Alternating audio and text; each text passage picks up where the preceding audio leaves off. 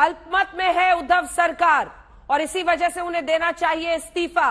Graceful politics यही होगा, सही ढंग यही होगा। महाराष्ट्र की सियासत पर दल आप देख रहे हैं, हर पल तस्वीर बदल रही है। मुंबई से गुवाहाटी तक दांव पेच का दौर ये चल रहा है। शिवसेना बागियों को बार बार मुंबई आने की चुनौती देती है। बागी शिवसेना और एनसीपी के रिश्तों पर सवाल खड़े कर रहे हैं। इस बीच एकनाथ शिंदे गुट को सुप्रीम कोर्ट से बड़ी राहत मिली है। देश की सबसे बड़ी अदालत ने कहा है 11 जुलाई तक बागियों के खिलाफ किसी तरह की कार्रवाई नहीं होगी। ये रिपोर्ट देखिए, फिर चर्चा की शुरुआत करेंगे। कॉन्फिडेंस जीत की तो पूरी है और प्यार भी पूरा है।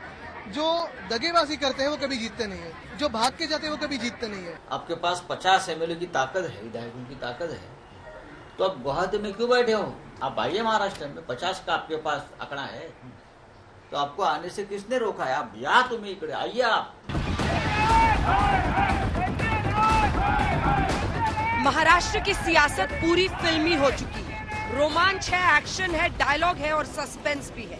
मुंबई से चुनौतियां गुवाहाटी जा रही हैं, तो गुवाहाटी से वापस मुंबई रिटर्न आ रही है। एक तरफ आदित्य ठाकरे ने मोर्चा संभाल रखा है। सबसे बड़ी टेस्ट यही है, अगर जो भी बागी है, जो भाग के गए हैं, जो खुद को रिबेलियन कह रहे हैं, रिबेलियन करना होता तो यहाँ हिम्मत से करते, राजीनामा देते, रिजाइन करते और सामने चुनाव के लिए खड़े रहते। मेरी बात पूरी होगी।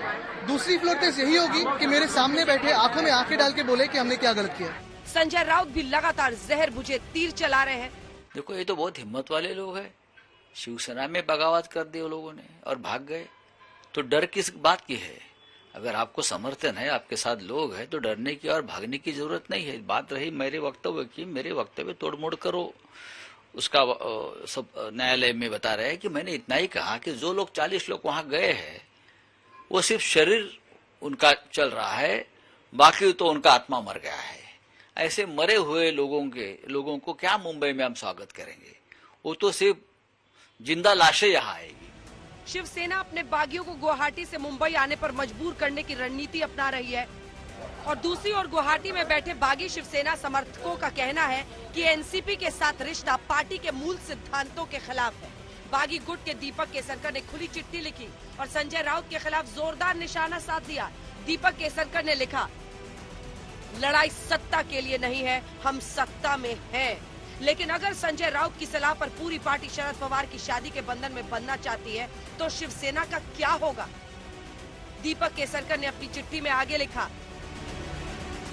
दुर्भाग्य से जिन्हें जनता ने कभी नहीं चुना, वही संजय राउत पार्टी को खत्म करने जा रहे हैं। संजय राउत शरद पवार के गले में ताबीज हैं। आप शिवसेना को बीजेपी से दूर करने में सक्षम हो सकते हैं, लेकिन अगर शिवसेना हमें हिंदुत्व से दूर ले जाने वाली है तो हम इसे कैसे सहन कर सकते हैं?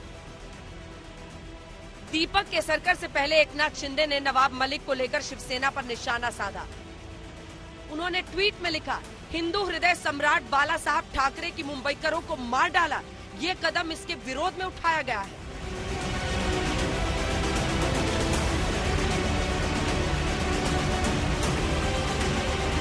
शरद पवार साहब इस देश के राज्य के बड़े नेता है, बाला साहब ठाकरे के करीबी मित्र भी रहे हैं, मददगार है सबके। कौन से परिस्थिति में ये सरकार बनी है ये शिंदे जी को मालूम है। शिंदे जी हमारे मित्र है और उसी एनसीपी सपोर्टेड गवर्नमेंट में शिंदे जी को बड़े बड़े पोर्टफोलियो मिले हैं। अगर आपको ये नहीं पसंद था तो आप मिनिस्ट्री में नहीं जाना चाहिए थे, कैबिनेट में पहले दिन इस्तीफा देना चाहिए। मुझे पसंद नहीं है, क्या हम एनसीपी के साथ जा रहे हो? अगर आप इस सरकार में मुख्यमंत्री बना देते तो आप तो बहुत खुश होते। इस बीच महाराष्ट्र की सियासत को लेकर सुप्रीम कोर्ट में सुनवाई हुई। देश की सबसे बड़ी अदालत ने बागी विधायकों को डिप्टी स्पीकर के नोटिस पर रोक लगा दी है। 11 जुलाई तक विधायक अयोग्य करार नहीं दिए जाएंगे। कोर्ट ने डिप्टी स्पीकर अजय चौधरी, सुनील प्रभु को नोटिस दिया है और जवाब दाखिल करने के लिए 5 दिनों का वक्त दिया। साथ ही अदालत ने ये भी कहा कि सभी 39 बागी विधायकों को सुरक्षा दी जाए। उनको बीजेपी के साथ ही सरकार बनानी पड़ेगी ना, और किसके साथ बनाएंगे? उनको बीजेपी में मर्ज होना पड़ेगा। कानून तो यही कहता है, एंटी डिफेक्शन।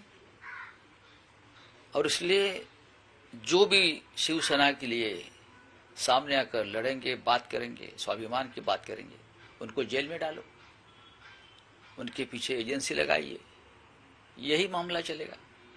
खुद एकनाथ शिंदे को एजेंसी ने डरा धमका कर वहां भेज दिया है। मैं आपको बताना चाहता हूँ, सबको मालूम। शिवसेना कोर्ट का सम्मान तो कर रही है, लेकिन बागियों को राहत देने के मूड में नहीं है। कोर्ट ने दूसरी साइड को टाइम फाइल करने का रिप्लाई फाइल करने का टाइम दिया है और इन द मीन टाइम ये कहा है कि हमारा समय जो आज एक्सपायर कर रहा था 5 बजे 27 को, वो रिप्लाई फाइल करने का टाइम 12 जुलाई तक एक्सटेंड का 12 या 11 वो आप चेक कर लीजिएगा, एक्सटेंड कर दिया गया है।